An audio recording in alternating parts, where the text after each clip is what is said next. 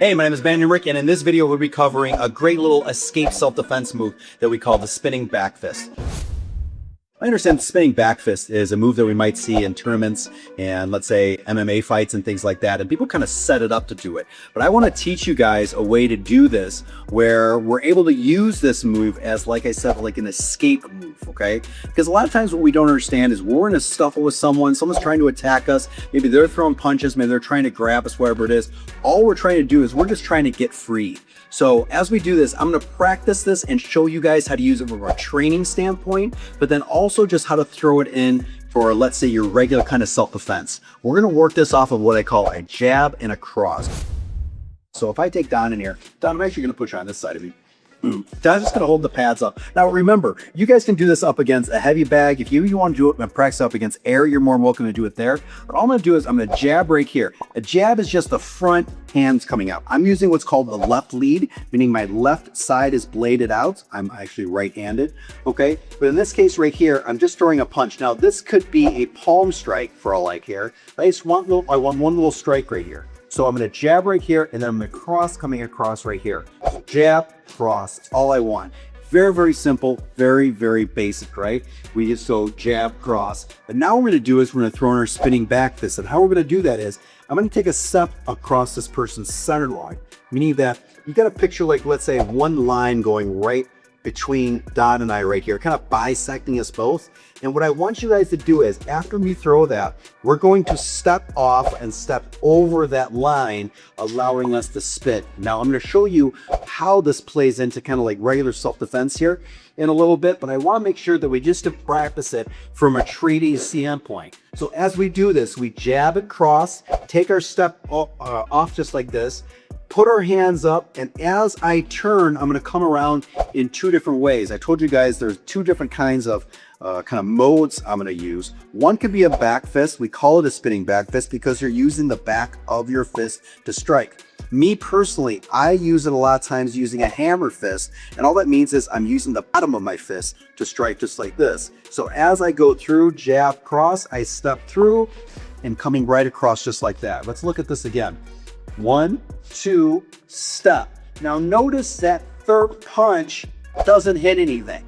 Why would we ever do that? Well, we want to do that because I still want the person to be on the defense. That's why I like to go ahead and throw the jab cross. I want a person to react. So as I do that, it gives me a little bit of a smoke screen to start turning and spinning around. If we don't cross over the center line, this is what happens. We're not going to be able to hit the target. Where am I hitting? There's nothing over there, right? That's why it's important to not only step over the line, but to step in a little bit so as I turn, I can get that target. So watch me again. I'm going to do about 3 in a row, and I just want you guys to see. I'm going to have the camera person kind of move around a little bit to see from different angles and things like that. So yeah.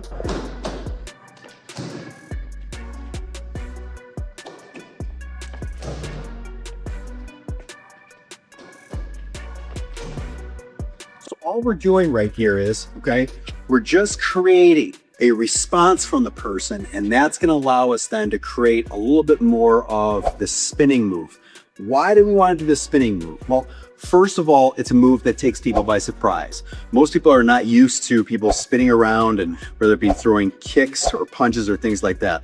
I understand this move is seen as a little bit more of a kind of a flashier move, but I want you to understand that we can use it from a really true self-defense standpoint right here. What do I mean by that? Well, Don, can I have you take off the pads here real quick?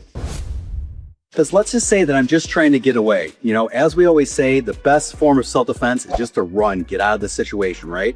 So maybe Don is maybe grabbing my shoulders, looking like that. As long as I'm stepping over the center line right here, I can come back and strike right here. And that's a move that he's never gonna see coming. See, if I'm right here and he's grabbing me, he's ready for me right here, right? Okay, but if I'm trying to get out of that way anyway, I'm just gonna step, turn, and there's the smack right there. That's where the spinning back fist can come into play. We can use the back of the fist or the hammer fist. It doesn't matter. But we're using it as an escape move to go ahead and get out of there. So as we're doing that. So once again, right here, this is what it looks like. Imagine that line. Step over that line.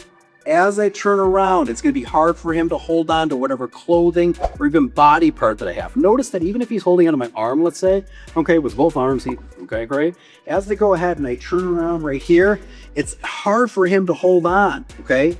And even if he does turn around, even if he does hold on to like the last second, he's never knowing that that fist is coming around to hit him. So, as we said before, flashy move, yes, but it's a great surprise kind of self-defense move that can use, especially if you couple it with the true goal of self-defense, which is to simply escape and survive.